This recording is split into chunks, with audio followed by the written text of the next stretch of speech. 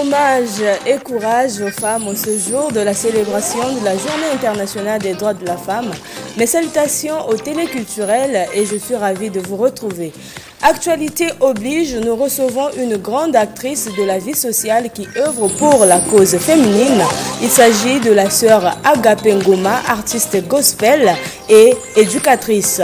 Et justement avec elle, nous parlerons bien entendu des droits et défis des femmes, dont l'autonomisation. Et pour co-animer avec moi ce plateau, Sarah Pion. Bonjour chère dame et bienvenue sur ce plateau. Bonjour. Alors, avant d'entrer dans le vif du sujet, nous allons suivre le Flash Info présenté par Sarah Pion.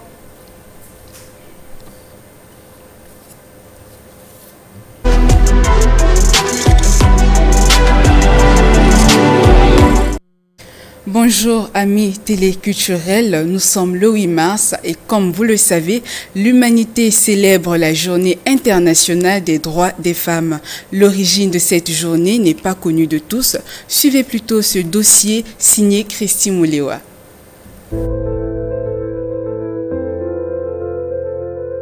Célébrée en grande pompe en République du Congo, la Journée internationale des droits des femmes, considérée comme journée de mobilisation et de manifestation par nombre de femmes, est l'occasion de faire le bilan sur la situation de la gente féminine, de fêter les acquis, de préparer l'avenir, mais surtout de faire entendre les revendications menées pour les futures générations de femmes.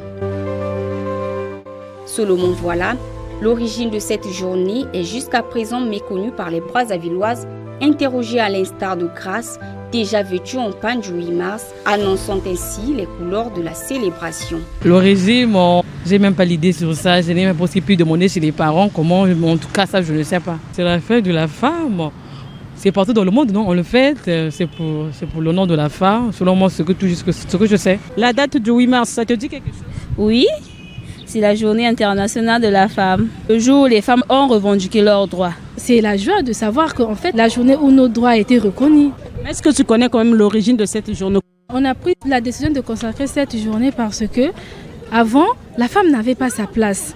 La femme avait que le droit de garder les enfants, cuisiner. La femme ne pouvait pas faire ce que les hommes font. Alors qu'il y a des femmes qui sont plus compétentes que certains hommes. Il y a des femmes qui peuvent faire des choses plus que les hommes. Mais étant donné qu'on est femme, on dit nous c'est seulement cuisiner, faire des enfants. Voilà pourquoi on avait pris l'initiative de consacrer cette journée. Et les femmes, aujourd'hui, on a les femmes qui sont des ministres. En clair, la Journée internationale des droits des femmes tire son origine dans les manifestations de femmes au début du XXe siècle en Europe et aux États-Unis, réclamant l'égalité des droits, de meilleures conditions de travail et le droit de vote. Elle a été officialisée par les Nations Unies en 1977, appelant tous les États membres à instaurer le 8 mars comme Journée internationale des droits des femmes. Les premières prémices de la Journée internationale des droits des femmes remontent à 1910. Clara Zetkin, une militante socialiste et féministe allemande, a été la première à avancer l'idée d'une journée consacrée aux droits des femmes lors d'une réunion de l'Internationale socialiste des femmes à Copenhague. Pour Vote Gouverne, l'obtention du droit de vote est parmi les premières revendications qui motiva la naissance de cette journée.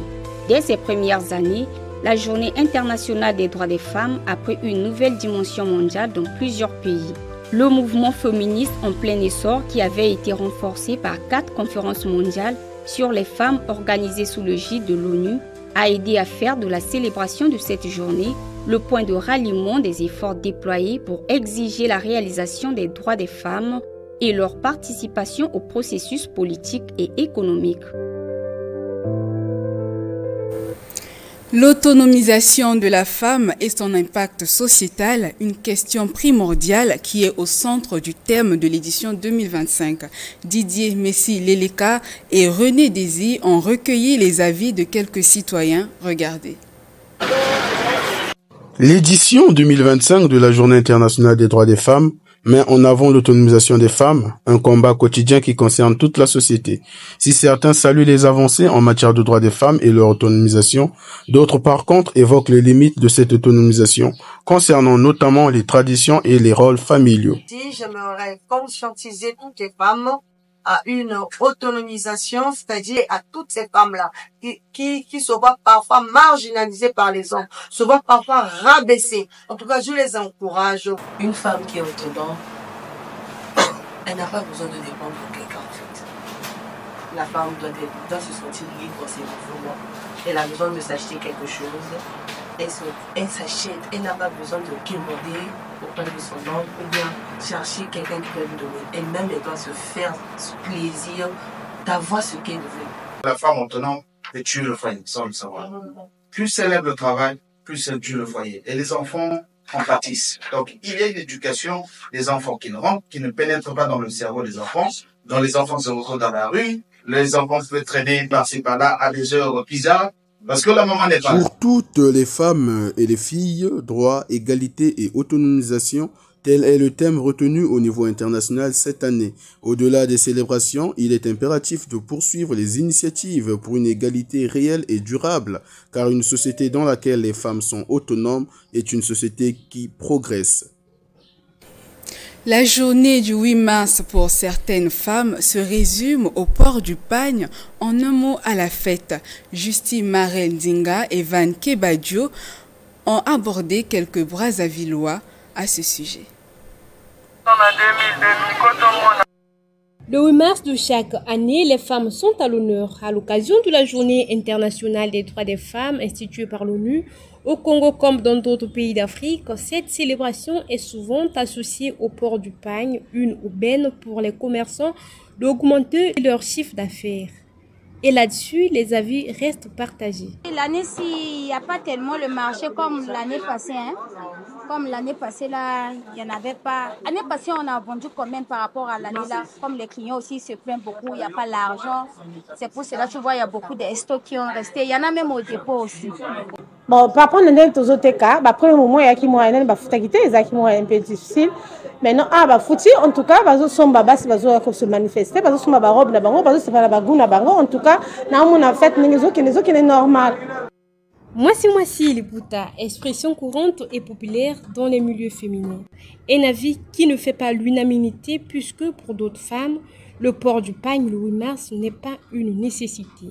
Pour l'anga 8 mars, cette journée, finalement, faut la taliputa au bima, soit faut la taliputa kakasika. Théa journée, m'aura beau réfléchir. Plus de temps au passé, plus d'années, ni oyo, au faut qu'il y ait comme projet, au faut que ça là en œuvre. La célébration de la journée du 8 mars diffère d'un individu à un autre. D'où cette interrogation. Le 8 mars, est-ce une journée festive ou une journée de prise de conscience? En rapport avec cette actualité, le Centre national des femmes d'excellence Reine Esther organise un dîner de réflexion et d'éveil féminin à l'église Jéhovah Shammah au 228 rue Mayama à Wendy. Et pour boucler ce flash, une info relative à la célébration du 15e anniversaire de l'Assemblée Jésus-Christ est vivant. À cette occasion, un séminaire avait été organisé samedi 1er mars dernier. Reportage Désiré Laure et Van Kebadio. Jean Rufin Ondongo, visionnaire de l'Assemblée Jésus-Christ est vivant, orateur principal à ce séminaire, a interpellé les hommes d'église qui conduisent le corps du Christ à leur manière. Des pratiques qui, selon lui, endorment l'église. C'est nous qui sommes les leaders de vous montrer prier par l'exemple. On ne donne que ce que l'on a. Lorsqu'on parle de restauration, parce qu'il y a un diagnostic, un constat. Pourquoi nous dormons aujourd'hui? Et en dormant, on laisse quoi l'avantage à Satan? L'église étant malade, le diagnostic est posé. Tout dépend de la tonalité, de l'esprit avec lequel nous annonçons cette vérité-là. Autre temps fort de ce séminaire, le jeu de questions-réponses entre l'orateur et l'assistance. La question, c'est de savoir, ne pensez-vous pas que nous, les hommes de Dieu, nous avons une responsabilité vis-à-vis du fait que l'Église, elle est orgueilleuse. L'Église aujourd'hui qui a perdu son goût, l'Église qui perd la saveur. Parce que la merci à pasteur à Tébiso, Maté allé pour moi continuer à comprendre quelque chose qui a été. La période de ce soir s'est très bien passée, vraiment tout le monde a apprécié un peu une fois. Il faut de plus l'idée de passer. La principale mission de l'Église, c'est d'aller partout dans le monde, prêcher la bonne nouvelle. faire des nations des disciples. Il sied de noter que le 15e anniversaire de l'Assemblée Jésus-Christ est vivant a été célébré autour du thème « La restauration des églises ». Merci pour votre fidélité.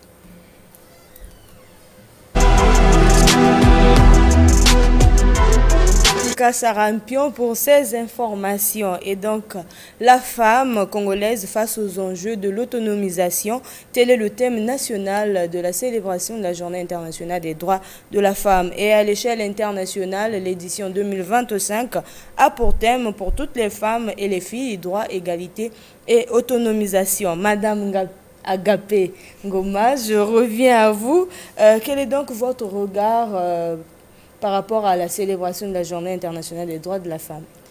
Avant, on parlait de l'émancipation de la femme, qui est l'action de s'affranchir d'un état de dépendance, de discrimination, de préjugés. Mais aujourd'hui, on parle de plus en plus de l'autonomisation de la femme, qui est plus qu'un concept, qui est une nécessité, pas seulement une option, mais une urgence. Pourquoi une urgence? Parce que c'est une revendication profonde pour la liberté, pour l'égalité et aussi pour la justice. Elle permet à la femme de réfléchir, de prendre conscience de son identité, d'avoir des décisions ou de prendre des décisions plus éclairées, de prendre son destin en main en brisant les barrières visibles et invisibles qui l'empêchent de réaliser son destin, qui l'empêchent de rêver très grand.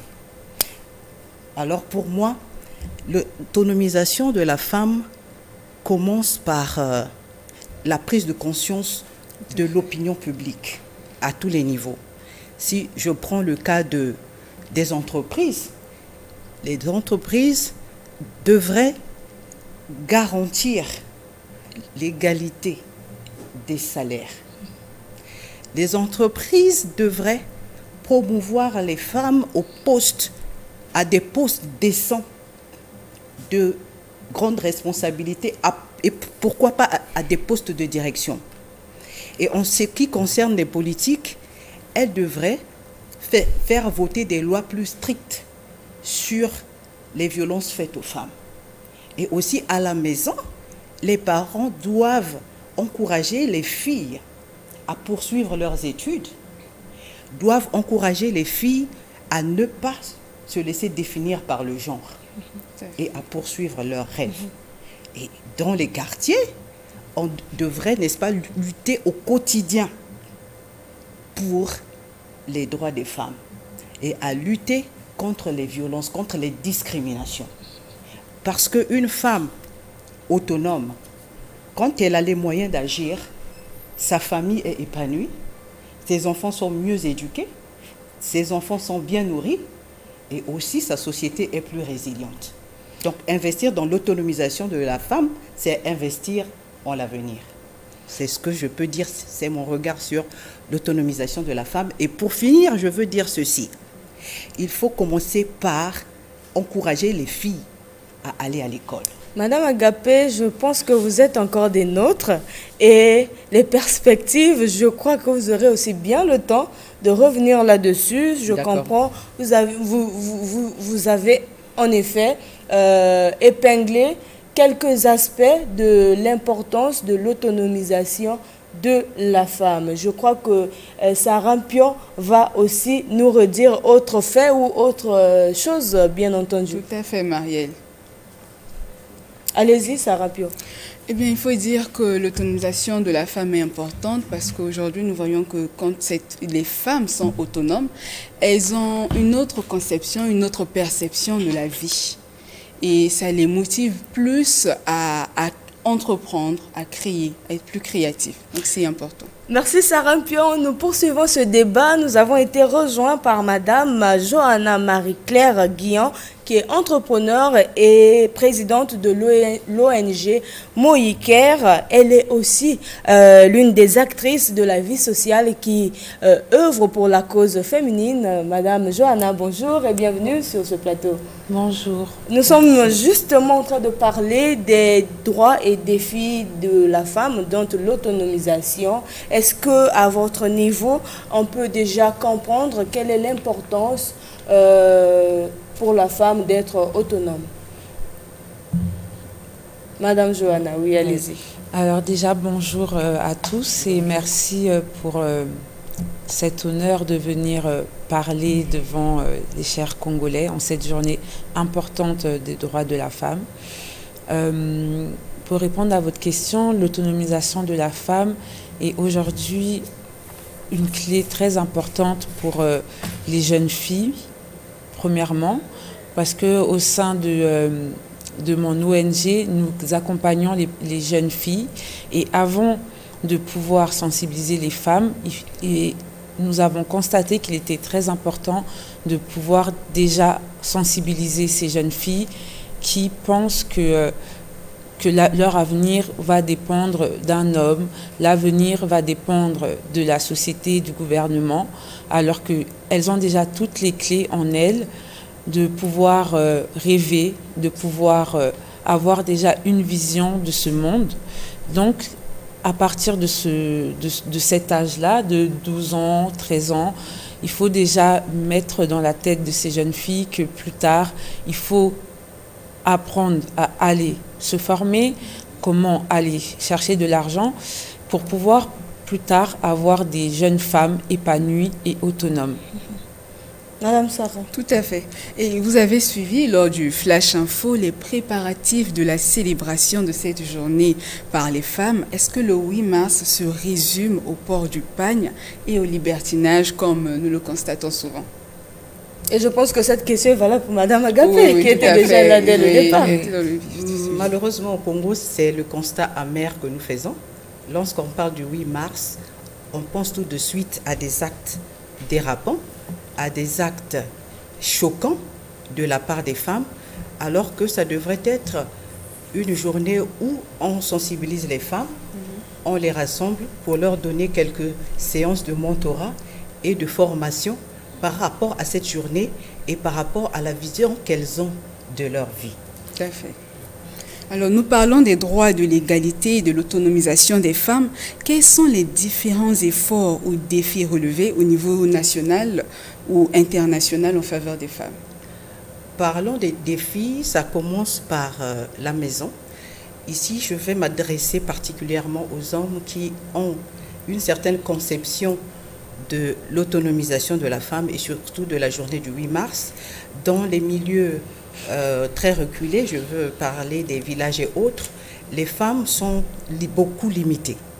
Déjà, toutes les filles n'ont pas accès à l'éducation, oui, alors que tout part de l'éducation. Et là, je pense à une jeune Pakistanaise nommée Malala Yousafzai, qui a lutté pour les droits des femmes et a été attaquée ou menacée de mort par les talibans. Mais aujourd'hui, c'est la plus jeune lauréate qui a obtenu le prix Nobel de la paix. Et en un mot, pour résumer sa vie, on peut dire que l'éducation est le chemin le plus rapide vers l'autonomisation. Tout à fait. Donc, commençons par l'éducation. Madame Marie-Claire Guillon, même question pour vous. Si vous pouvez répondre à toujours la même question, vous revient aussi, Madame Guillon. Sur les défis internationaux, principalement au Congo, il y a encore beaucoup de challenges, beaucoup de défis, également aussi les mentalités aussi à savoir changer, à savoir améliorer. Déjà, on a pu constater par la loi Mouébara qui a été mise en vigueur par Madame la ministre, c'est déjà une clé parce que ces jeunes filles se sentaient, ou ces jeunes femmes se sentaient peut-être délaissées par l'État. Il n'y avait pas de réglementation. Donc c'est aussi, en cette journée, normalement l'occasion de célébrer tous ces petits efforts qui ont été faits, grands ou à petite échelle, et également aussi se regrouper et essayer de parler comment améliorer l'avenir de ces jeunes femmes au niveau même des salaires, au niveau de l'égalité entre l'homme et la femme. Donc c'est tous ces défis qui doivent être discutés en ce jour, et non pas uniquement le port du pagne ou la célébration entre collègues, mais c'est vraiment relever les points des femmes, des droits des femmes, et comment améliorer l'écosystème, améliorer également l'entrepreneuriat de ces femmes et ces jeunes filles. Et pour enchérir, justement, puisque nous sommes en train de parler de l'autonomisation des femmes, moi je me dis que c'est peut-être une affaire de décision également. On peut avoir les clés, on peut avoir les opportunités aujourd'hui, mais est-ce que nous les dames, nous les femmes, nous les jeunes filles, est-ce que nous sommes prêtes à les saisir? Je m'explique, puisque c'est un échange entre nous, vous me le permettez d'ailleurs. Et donc, je reviens sur le syndrome de l'imposteur. Nous revenons sur le cadre professionnel. Il y a certaines femmes, malgré le fait qu'on peut nous proposer un poste de responsabilité, il se peut qu'on refuse de l'accepter.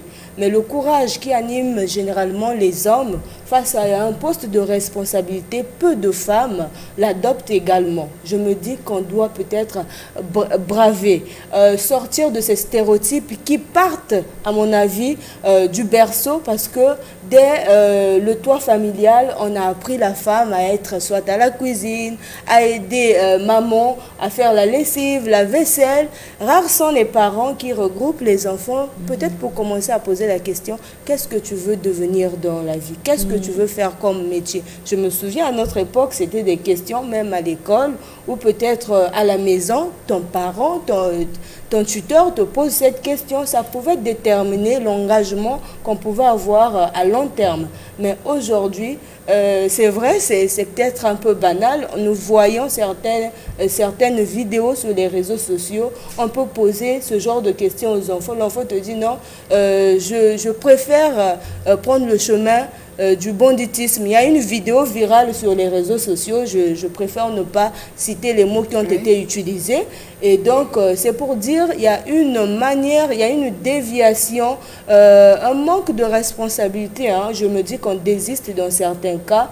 Et il est temps, en ce jour, on en profite de sortir du syndrome de l'imposteur, d'une part, et de revenir sur l'éducation dès le berceau, dès la maison, comme l'a dit Madame Agapé Ngoma. Et donc, une autre question, qu'est-ce qui peut freiner aujourd'hui l'autonomisation de la femme?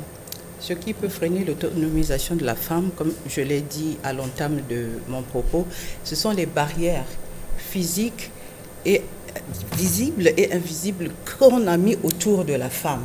Vous avez parlé de la femme qui doit saisir l'opportunité qui lui est donnée, mais déjà à la maison, si la femme est limitée, lorsqu'on lui pose la question, qu'est-ce que tu veux faire demain ou devenir? Elle dit, je veux être Premier ministre. Ah non, non, ça c'est pour les hommes. Ce n'est pas pour les femmes. Donc ça reste dans sa tête. Et dans les milieux professionnels, j'ai parlé aussi de l'engagement des entreprises. Mais en entreprise, il y a des inégalités et aussi des discriminations. Donc les entreprises devraient offrir des environnements de travail plus sûrs et plus inclusifs pour les femmes.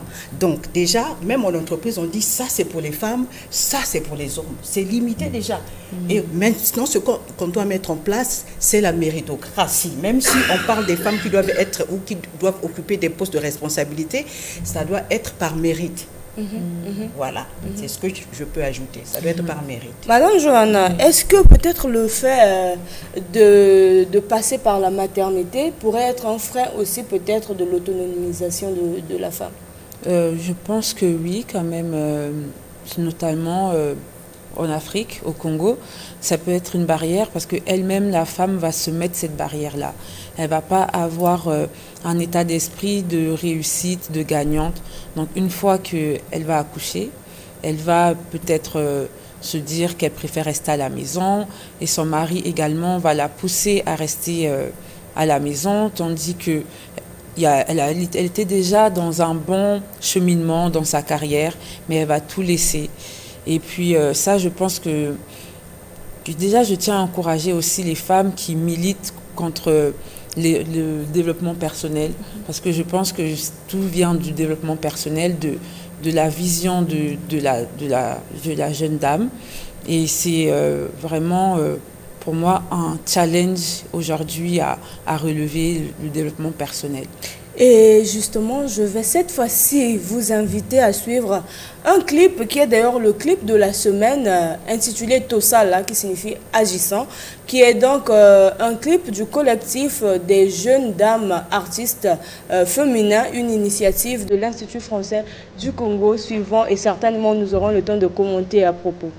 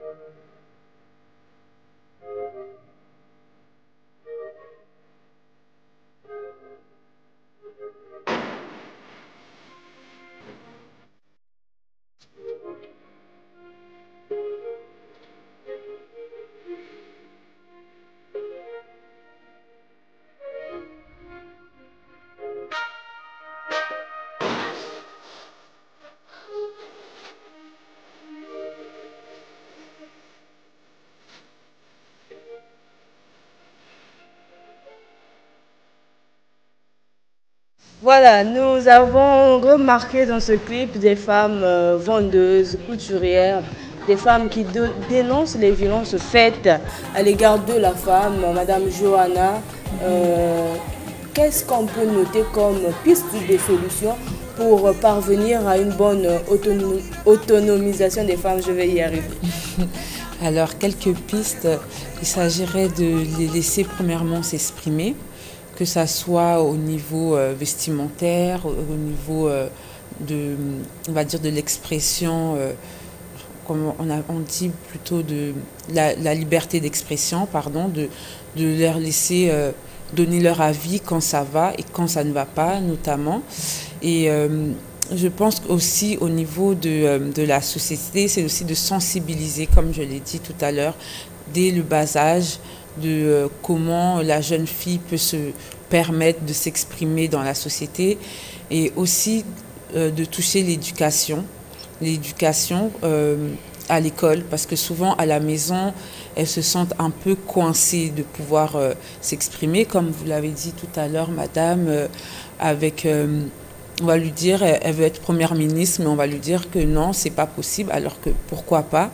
Donc c'est déjà essayer de faire ce travail, s'il n'est pas fait à la maison, de le faire à l'école, dans les éducations, de créer des centres de réflexion, afin que les femmes, les filles peuvent aussi s'exprimer, et aussi de laisser le libre arbitre aussi des jeunes filles qui sont marginalisées, de pouvoir aussi rentrer dans la société, afin de pouvoir aussi trouver des points de se retrouver économiquement et socialement. Et je pense que Madame Johanna a porté la voix de Madame Agapé. Un petit mot pour conclure, parce que nous sommes à la fin, Madame Agapé. Qu'est-ce qu'on peut retenir pour parvenir conclure, à l'auto... Oui, ce qu'on peut retenir, c'est que les femmes ont les mêmes rêves que les hommes. Elles ont les mêmes ambitions. Et il va falloir briser les traditions et les législations obsolètes qui nous empêchent d'aller de l'avant en tant que femmes. Prenons notre avenir en main. Merci à toutes et à tous pour votre aimable attention. Vous l'avez compris, nous sommes donc à la fin de cette émission, sinon ce programme qui est diffusé chaque samedi à partir de 14 h. Passez une bonne fête et je vous dis à la prochaine occasion. Bon week-end à toutes et à tous.